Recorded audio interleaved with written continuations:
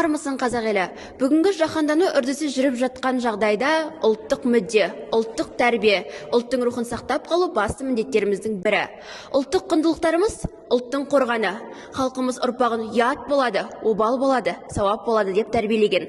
Мақал мен мәтелдерде ұлттың тұтас болмысы, ерекшелігі және де тәлімі мен тәрбиесі толықтай жинақталған. Ал бүгінгі таңда мақал мәтелдердің бала тәрбиесіндегі маңызы бар ма? Оны қаншалықты жиі қолданамыз? Сұрақ қойып, оқушылар мен ұстаздардың пікірлерін біліп көрсек. Оқушыларға ұрысқанда, ренжігенде, қуанғанда қандай мақал мәтел қолданасыз? Оқушыларға қуанғанда, енді оларға қуанатын біздің жағдайымыз, олар сабағын жақсы оқып келсе, тәртіпті, тәрбиелі болып жүрсе, ұстаздарын разы қылып, ата-аналарын разы қылып жүрсе, ұстаз да оқушыға разы ғой. Сондықтан оларға қуанған кезде айтатын сөзім енді, ел тірегі ерлер, ұлдарым осындай мықты деп қуанам. Елдің көркі қыз, жердің көркі гүл дейді. Сендер гүлдей болып әдем болып өсіп келесіңдер деп оларға мотивация беріп сөйтіп қуантатын кезде солай сөйлеймін. Ал енді ренжіткен кезде, ол ренжітудің өзі де мұғалім өз мүддесі үшін ешуақытта оқушылардан бір нәрсені талап етпейді. Сол оқушылар үшін, солардың өздерінің үшін ренжисің ғой. Мысалы, сабақ оқымай келсе, айтқан тапсырманы орындамай келсе, нәрсеге немқұрайды қараған кезде ренжіп, бір жеріне жеткізіп бірдеңені айтасың, сол кезде бала ренжіп қалмасын деп осы мақалды айтамын.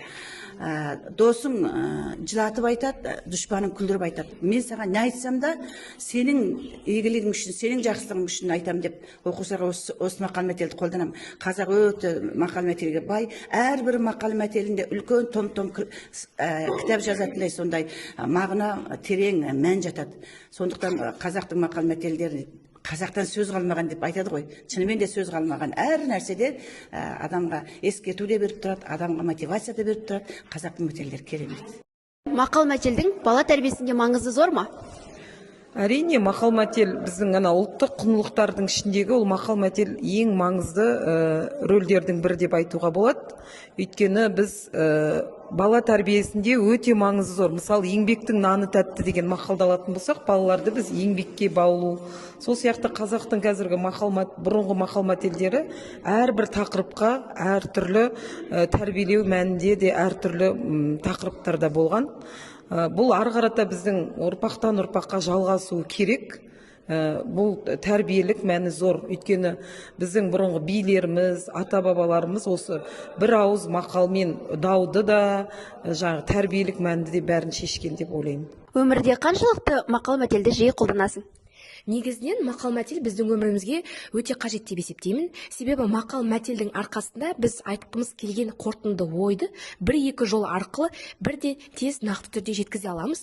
Және де мен өзім өмірде жиі қолданатын мақалдарым: сыйлағанның құлы бол, су ішкен құдығыңа түкірме, туған жерде жер болмас, туған елде ел болмас деген секілді мақалдарды өзіме негізге алып жүремін. Өмірде мақал мәтелдерді қаншалықты жиі қолданасың? Өмірде мақал мәтелдерді жиі қолданамын, және сол мақал мәтелдерден шығатын өзімнің қорытындыларым да бар. Мысалы келтіре аласың ба? Мысалы, Самет Оқанұлының «Қанағат қарын тойғызар, қанағатсыз жалғыз атын сойғызар» деген мақал мәтелі бар. Бұл мақал мәтелі ұнаған себебі, қанағат ол саған берген ризықтың берекесін береді. Қандай мақал мәтелді өмірлік ұстанымың ретінде пайдаланасың? Менің өмірлік ұстаным ретінде қолданатын мақал мәтелдерім өте көп. Оған бір мысал келтіретін болсақ, атаның малы мал болмас деген мақал. Ол мақалдың негізгі мәні зор, яғни еңбексіз келген байлық ол саған берекесіз, құнсыз болады. Ал еңбектеніп келген байлықтың саған деген өзінің орны бөлек және дәрежесі жоғары болады. Қандай мақал мәтелді өмірлік ұстанымың ретінде пайдаланасың? Мен мына мақалды пайдаланамын. Бұл тіл сексіз болса да сүйекті өтеді. Бұның мағынасы адамдарға ауыр сөз айтпай, көңіліне қарап сөйлеу. Күнделікті өмірде мақал мәтелді қаншалықты жиі қолданасың? Күнделікті өмірде мақал мәтелдерді жиі қолданамын, себебі ата-анам, яғни отбасым көп қолданады. Ең көп қолданатым бұл наданмен дос болғанша кітаппен дос бол. Яғни надандардан алшақ болып, кітапқа көп назар аудару. Өмірлік ұстаным ретінде қандай мақал мәтелді қолданасың? Мен негізі күнделікті өмірде мақал мәтелді көп қолданам. Сол мақал мәтел бойынша жарысқа барып, жүлделі орын алып келдім. Мен үшін ең ұнайтын мақал ол білекті бірді шығар, білімді мыңды шығар. Өйткені біз білімді болсақ, барлық әлемді бағындыра аламыз. Оқушылар мен ұстаздардың пікірлерін біле отыра мынандай қорытындыға келдім. Заман, жастар, қоғам өзгеруде, ғылым мен техника дамып жатыр. Десек те, мақал-мәтелдердің әлі де құны бар екен. Ендеше біз әлі де барынан айырылған жоқпыз.